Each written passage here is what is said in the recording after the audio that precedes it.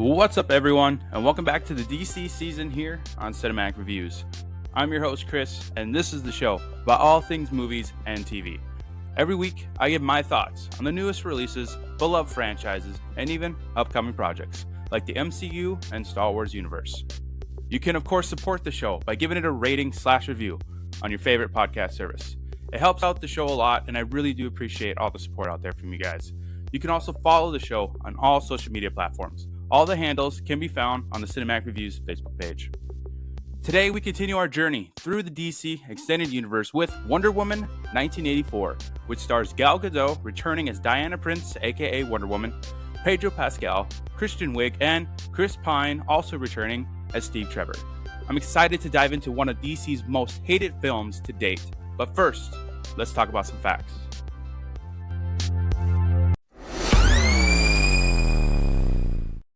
Wonder Woman 1984 was released on December 25th, 2020, and was once again directed by Patty Jenkins. She, of course, is best known for directing the first Wonder Woman film, along with Monster and episodes of the hit series Arrested Development. Wonder Woman 1984 grossed $169 million worldwide against an estimated $200 million budget. This was most likely due to the film releasing on HBO Max as well as theaters because of the COVID-19 pandemic. The film was originally set to be released on December 20th, 2019, but was moved around 7 total times throughout the years. It eventually came out on Christmas Day of 2020 after the studio decided to release it on both streaming and in theaters. Lily Espel, who played young Diana, performed all of her own stunts at the age of 12 because she did a much better job than her own stunt crew did. Kudos to you, Lily, and I really do hope that you return for the third Wonder Woman film when that does come out. Asteria's gold armor was based on the armor that Wonder Woman wears in Alex Ross's graphic novel Kingdom Come. Ross did not receive any compensation from WB for using his design and was very, very upset about it. I would too, Alex. The role of Cheetah was first offered to Emma Stone, but she declined. The role then went to Kristen Wiig, who was actually Patty Jenkins' first choice for the role. Stone, I think, made the right choice. I would rather her not have her name on this mess of a film. Hans Zimmer announced that he would retire from composing for superhero films after Batman v Superman, but he accepted to compose the score for X-Men Dark Phoenix and then returned to compose for Wonder Woman 1984 as well. At one point in the film, Maxwell Lord's nose starts to bleed. In the comics, Lord possesses mind control powers. A side effect of this are severe nosebleeds. Jenkins and Pascal based Maxwell Lord on Gordon Gekko from the movie Wall Street, as well as Lex Luthor in Superman 1974, which was played by the incredible Gene Hackman. Pascal also based his performance on Nicolas Cage. According to Jenkins, the controversial body swap subplot was intended to be a reference towards some of the 70s and 80s classics, such as Freaky Friday and Big. I will definitely have some not so nice things to say on that decision later on in the episode. In the film, Lord has a son named Alistair, but in the comics, he actually has a daughter named Emma. In the final scene, when Wonder Woman is talking to the world, the score A Beautiful Lie from Batman v Superman plays in the background. And lastly, the Amazon Asteria is played by Linda Carter. She played Diana, aka Wonder Woman, in Wonder Woman 1975. Now, let's get to my thoughts on Wonder Woman 1984.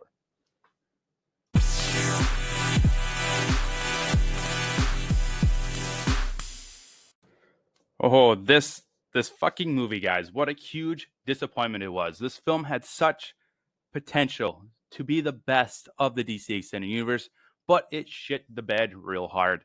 The writing is terrible. The action is boring for the most part, and it's a movie set in the 80s that doesn't make the audience feel like they're in the 80s. This is not a movie that is so bad that it's kind of good. It's simply a bad movie from start to finish.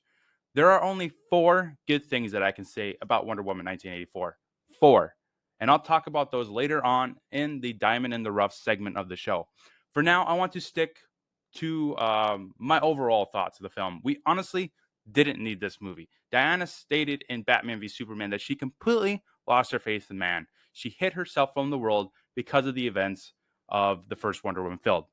Apparently, except for 1984. This sequel should have happened after after the events of Batman v Superman, not in 1984. It makes no sense to change her past when Batman v Superman set it up in a decent enough way for us. I love the idea of a movie set in the 80s, and on paper, this sounds like a really fun movie. Diana going up against Maxwell Lord, who is a pretty well known character in the DC universe, sounds awesome. But this movie wasn't awesome. It wasn't even good. I would be willing to forgive changing some of Diana's past that was set up in Batman v Superman if this movie was actually good. It was a mess and it shouldn't exist. The film doesn't serve anyone. The fans hate it and the studio lost money on it.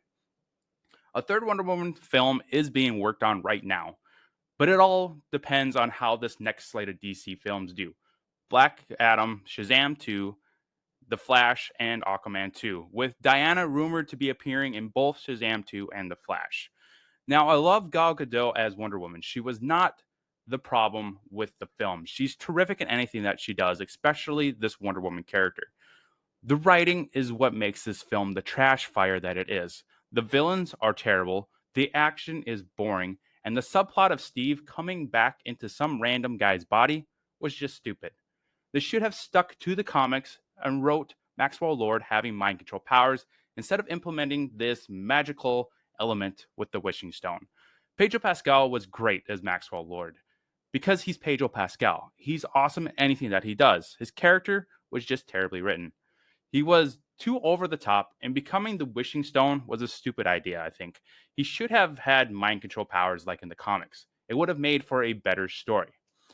Now, Cheetah, who is played by Kristen Wiig, was somehow even worse. And the look of her as Cheetah at the end of the film was just stupid. Wiig is a hilarious and a great actress. The writing just sucked. This film really was disappointing, and it'll forever be rock bottom for the DC Extended Universe. Suicide Squad at least wrote Harley Quinn and the Joker decent enough for us. That movie was, of course, garbage as well. I just honestly liked it a little bit better, and I'll dive into that more in the ranking segment. I hope Warner Brothers Discovery learns from this movie and gives audiences an awesome third film if they do indeed give it the go-ahead. I'm excited for Gal Gadot to return as Wonder Woman in future projects because she is one of the highlights of the universe right now. She deserves more appearances, and it seems like the quote-unquote suits are finally realizing that. Gal Gadot is the best Wonder Woman, and she deserves to be a prominent character in the universe alongside Cavill's Superman and Affleck's Batman, who are also supposedly returning to the universe in future projects, which is really, really exciting. The last thing I want to just mention before the break is the score. I love the score in not just the first Wonder Woman film, but the DC universe in general. Hans Zimmer is my favorite composer, but this 1984 score was a myth for me. It didn't get me hyped up at all during the film. The music is a key element in the success of a film, just like the writing is. The writing and music both failed, unfortunately, in 1984. The only moment in the film where the music made me feel something was when A Beautiful Lie from Batman v Superman kicked in while Diana was talking to the world. I felt something during that scene because I love that song. That connection made me feel something during that scene. For a brief moment, I was enjoying the film, and then that feeling disappeared once the song ended. I only liked moments in this film. Moments like that scene. Let's take a quick break before diving into the segments.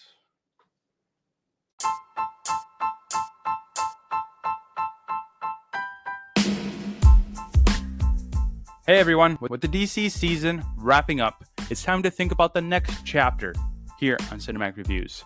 I'm pleased to announce that Season 5 will be taking us to Hogwarts. That's right, we will be doing the Fantastic Beasts movies and the Harry Potter movies.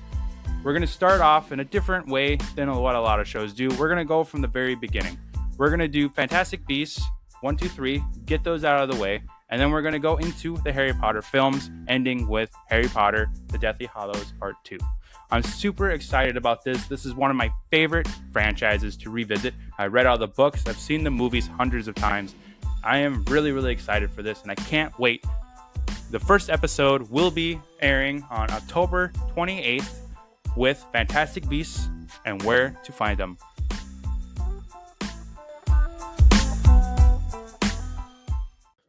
Up first, it's standout scenes.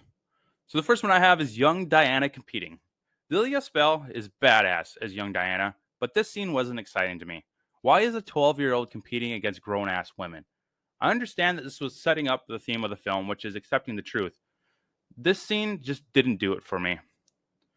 Next, I have The Mall. This was supposed to be a fun action sequence, but it wasn't. The choreography wasn't exciting, and the whole idea of one of the robbers dangling the kid over the railing didn't make any sense. You're going to go to jail for robbery. Why add murder to the list? It's just a really, really stupid scene. The Mall is a major 80s trope, but it didn't feel like the 80s at all. It felt like modern day people wearing 80s clothes. It wasn't believable. Stranger Things achieved what this film didn't. I would much rather watch that series when it came to 80s tropes and homages. That is, Stranger Things is probably the best portrayal of the 80s right now, I think. There could be more awesome examples, but that's the first to come to mind when somebody says the 80s. Next is Drunk Guy in the Park. This guy shouldn't be in the rest of the film. After the scene, he should have been in jail for assault or even attempted rape. This scene shouldn't have been in the final cut of the film at all. It was just stupid and didn't really push the plot along, really. It was just a useless scene, to be honest. Next is Steve experiencing 1984. This was actually a pretty fun sequence. Chris Pine is awesome as Steve Trevor in this universe. He's another highlight of this very, very messy franchise. I'm glad he came back. I just don't like how they brought him back. Next is Flying to Cairo. So Diana just happens to have the power to turn things invisible. That's how she gets her invisible jet. This is another really stupid scene. Also, that jet that they were flying would not make it to Cairo in one shot. That was just really, really lazy writing. Next, we have the highway fight in Egypt. Like the mall scene, this should have been a fun action sequence, but it wasn't. It looked bad from a technical standpoint, and the choreography was again just lazy. I felt nothing in this scene besides disappointment. That's honestly how I felt during most of this film. Disappointment. Next is the lasso of truth vision. I think this was a beautifully shot sequence with Asteria holding back the Spartans while wearing this shiny gold armor. It was a pretty cool shot. I actually truly liked it. Next is the White House. Again, another boring action sequence that should have been awesome. The only parts I kind of liked were the ones with Steve. Him fighting and reacting to everything was fun enough to keep my attention focused on that moment. Otherwise, everything else didn't really do it for me. The choreography, again, pretty lazy. Christian Wiig was whatever, and Pedro Pascal was way over the top and not in an entertaining way. Next, we have Diana flying. So Wonder Woman can fly in 1984, but not in Batman v Superman or Justice League. Okay. That makes absolutely no sense. The scene also didn't look great either, technically speaking. It looked bad. A lot of this movie just looks bad. Next, we have Wonder Woman vs. Cheetah. This is another boring action sequence that made me feel nothing. I wasn't excited or impressed or even entertained. Cheetah looked terrible also. I hate the design of her. And then lastly, Diane speaking to the world. Like I said, this is the only scene that I felt something while watching it, and that's because of A Beautiful Lie, the song from Batman v Superman. When that kicked in, I was in love with the movie, but once it ended, that feeling disappeared immediately and was overwhelmed by disappointment. Next, we have favorite quotes. I could only find a handful of these, so I'm just going to whip through these really quick so we can jump right to the next segment.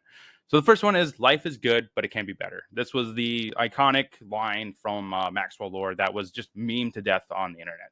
I mean, it's a pretty good quote. I enjoy it, so I threw it on the list. Next one is from Diana, I believe. I'll stick to the one I don't have. This is where Maxwell Lord and her are talking about seeing him on TV. Well, of course, Wonder Woman doesn't own a TV for whatever reason. This was just a cute little firing back of Gal Gadot. The only reason I like this line is because Gadot is such a good actress and she delivered it pretty well. Again, with the same thing with this next line. That's just a trash can. I mean, I chuckled a little bit. I mean, we saw this in the trailer. It was pretty funny in the trailer, and I think it was pretty funny when we saw the final product. This was when Steve was walking around with Diana. She was pointing out the art and stuff, and he thought the trash can was art, and she laughed and said, "No, that's just a trash can," and he says that was just a trash can. That was a pretty funny exchange. And then these next two are from Steve. I thought they were pretty funny. This is when they're flying in the plane, and they're talking about radar, and he goes, "Well, shit, Diana." And the only reason I like that one is because Chris Pine delivered it so well. He's just a joy to see on screen. Same thing with this next one. Well, that's neat. This is obviously a callback to when Steve Trevor said, well, that's neat, when Diana was talking about how she was made and how she was molded into clay, and Steve just replies, well, that's neat. I like this little callback. That was one of my favorite lines in the first movie, and I'm glad they brought it back. Not in the greatest way, but it was good enough for me to enjoy it. And then lastly, we have one from Diana at the end of the film. You must become the hero. Only you can save the world. This was, of course, when she was talking through to the world through the TVs, trying to convince everybody to renounce her wish. And I enjoyed this line.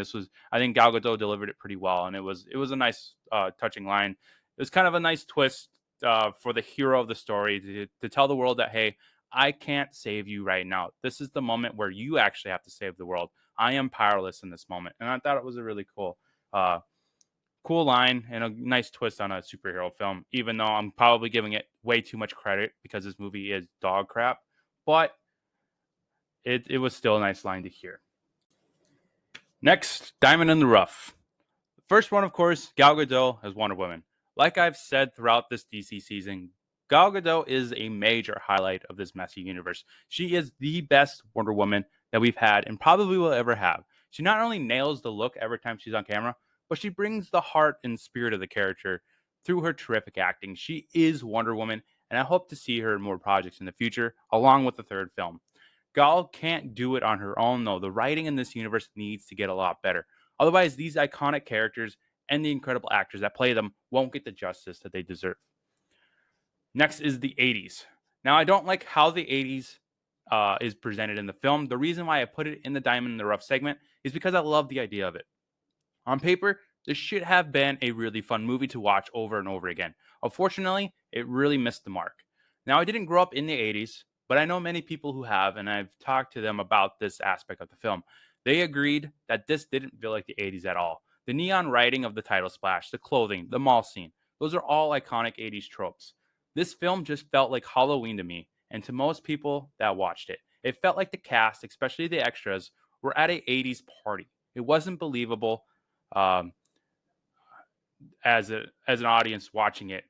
It wasn't believable that they were in the 80s. It's an awesome idea, though. This film had such potential to be one of the best DC films because of that 80s element. Next is Chris Pine, returning as Steve Trevor, of course. Chris Pine is awesome as Steve in this universe. I love the charisma and the humor that he brings. He's such an incredible screen presence, and his dynamic with Diana is one of the best in the DC universe. Even though I don't like how they wrote him into the film, I still had a blast watching him experience the 80s for the first time. And then lastly, the redesign of the suit. I love this redesign of the Wonder Woman suit, especially the choice to make the colors brighter. Gal wears the shit out of this suit. I hope going forward that they continue to make her suit pop a little more than it did in the first Wonder Woman film. Wonder Woman was always a symbol of hope and truth to me, so it would make sense to put her in a brighter suit. Maybe they could even incorporate some glow into the gold of the suit, kind of like with the lasso, but not too much to where it takes the focus off of the lasso. Maybe just make the gold shiny a little bit brighter than the red and blue of the suit. I think that would be a neat idea to incorporate into it in future projects. Next, we have negatives. And boy, oh, do I have some negatives. So first off is the writing. This is the main reason why this is at the bottom of the DC Extended Universe. The whole body swapping subplot with Steve was a terrible idea. Him and Diana make fun of the guy's clothes, eat his food, and Diana arguably rapes the guy. Like, what the fuck were they thinking? Steve should have just appeared in front of Diana, not into some random dude's body. It was just really a bad idea that ruined any potential for this film to be the best. The humor was also pretty bad. I think I only chuckled once at when Steve said the "well, that's a neat" line and "well, shit, Diana," because Chris Pine is always so good on screen. Unfortunately, that's the main reason why this universe is such a mess right now. These films are all over the place because of the terrible writing, especially this one and Aquaman. I have honestly zero expectations for Black Adam because this universe is such a huge mess right now. I would honestly recommend that everybody do that going into Black Adam. Go in without any hope or expectations. Just enjoy the ride. I'm really curious to see how the writing stands up against everything that has come before it, especially this movie. Next is the film doesn't feel like the 80s. I talked about this in the Diamond in the Rough segment, but I want to bring it up again in the negatives because, like the writing, it ruined any potential for this film to be great. On paper, it's an awesome concept, but it wasn't executed properly. Everyone felt like they were wearing 80s clothes at a Halloween party. Simple as that. Next, boring action sequences. Honestly, felt nothing during the action sequences. The choreography was not exciting at all. The action was awesome in the first Wonder Woman film, so feeling like this in the sequel is really disappointing. Wonder Woman was so badass in everything before this. It's like they didn't see those films before working on this one. Again, just really disappointing and lazy writing. Next is the villains. Max Lord and Cheetah, terribly written characters. Max was way too over the top, and Cheetah was just eh. I mean, the design of Cheetah at the end of the film when she fights Diana was terrible. She looked awful. I know that Pedro was going for this Nicolas Cage version of the character, and I don't blame him entirely of the final product. It's just I wanted something more from the character. Pedro is a terrific actor, and this should have been an incredible role, like Michael Shannon as Zod level. The writing was lacking any kind of substance. These are one of the worst written villains in the history of cinema, if you ask me. Now, the runtime. This film is just way too long. I would forgive the 2.5 hour runtime if it was actually a good movie, but it isn't. It's a bad movie, and to make things worse, it's a really long bad movie. It's just terrible. Should have been cut down. And lastly, Diana magically having new powers. So Diana just happens to have the ability to fly and turn things into the visible when it's convenient. Why couldn't she fly in Justice League or Batman v Superman? And the whole turning things invisible was just a lazy way to give the fans Wonder Woman's invisible jet finally. Just lazy writing all around. Let's end the episode with the DC Extended Universe rankings. So before I get to the rankings, I just want to apologize to anyone out there who finds this episode really, really negative and really, really down. It's just because I care so much about DC and DC Comics. I mean, we have this great cast. We have Ben Affleck, we have Henry Cavill, we have Margot Robbie, we have Gal Gadot as Wonder Woman. These are just terrific actors who put their hearts into the characters. They're perfect for the characters, but the studio is ruining it with these terrible written movies, and it's just disappointing. This is probably one of the worst movies I've ever seen in my 28 years of being on this earth. I mean, I've seen thousands of movies, and this is easily one of the worst I've seen. And because I'm so invested in this universe, watching this just irritates me. It angers me. Like, I feel like Warner Brothers personally attacked me, attacked the fans. And it's disappointing. And I've had a blast with this season. I've had a blast each week talking about DC comics and DC movies and these characters that I've grown up with since I was a kid. And I'm super excited for the future. I mean, we have 2 episodes left of the season. We have The Suicide Squad by James Gunn, which I remember being fun. And then we have Black Adam coming out in a couple weeks, and it's exciting. We get The Rock in the DC universe, and it's cool. It's exciting. It's just I'm not expecting a whole lot of these because we've been burned so many times. I mean, we've had 10 movies so far, and maybe 4 of them are solid movies. And then the other ones are they're okay. They're not great. They could have been a lot better. But the future, I think, is bright. This merger with Warner Brothers and Discovery, I think, is going to be what saves DC.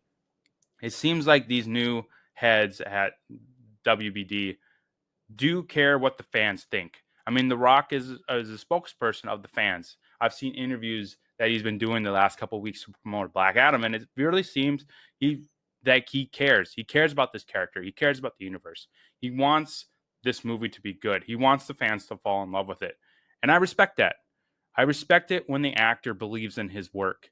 Just like Gal Gadot loves the Wonder Woman character, and she's willing to come back for future projects. I mean, look at Henry Cavill. Cavill still has the suit in his closet, as he jokes. He is waiting for that call to put it on, no matter what his schedule is. That's what I want from this universe. I want the actors and the suits to care a lot about these products. But I've said my piece, I've said my rant. I'm still enjoying this, so let's go out with a bang with the rankings. Here is the DCEU rankings as of right now.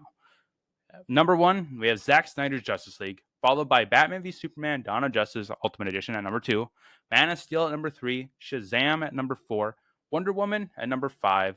Number 6 is The Suicide Squad by James Gunn. 7 is Birds of Prey. 8 is Aquaman. 9 is Suicide Squad. And 10, Wonder Woman 1984. So, 1984, like I said, one of the worst films that I have ever seen. I felt nothing during it except for when A Beautiful Lie kicks in when Diana is talking to the world. That's like 2 minutes out of a 2.5-hour film. That's not good. The writing in this is terrible. The action is boring, and the villains are also terribly written. I mean, the body swapping subplot alone puts this film at the bottom of the universe. At least Suicide Squad had the fun element of Margot Robbie's Harley to distract you from the terrible writing. And Aquaman had some cool action, and the Atlantean tech like Black Manta suit was awesome. If Black Adam is somehow worse than 1984, then I give up on DC. I'm out at that point. With Dwayne Johnson being Black Adam and judging from the trailers, I doubt that will end up happening. I've been wrong before, which is why, like I said, I'm going into this with zero expectations. It's honestly better that way. Black Adam finally comes out in 2 weeks, so we'll see if it lives up to the hype. Johnson and WBD are promoting the shit out of it, and so we'll see if it sticks to landing. I have a feeling that the future of the DC universe, like I said, is bright. But it all depends on Black Adam, Shazam 2, and The Flash being successes. Again, we'll see. Like Black Adam, I'm going into Shazam and The Flash with zero expectations. Until then, though, you can check out this list and many more on both IMDb and Letterboxd. Just search for Cinematic Views. There are like 60 or so lists on there right now with more on the way, so feel free to check all those out. They range from Star Trek to heist films to even Quentin Tarantino films. So there's something out there for everyone. So check them out.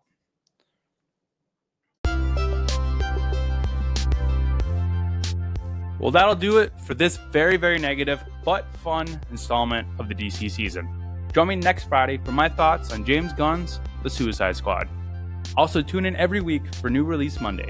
Until then, think about, what do you wish for? Later, everyone.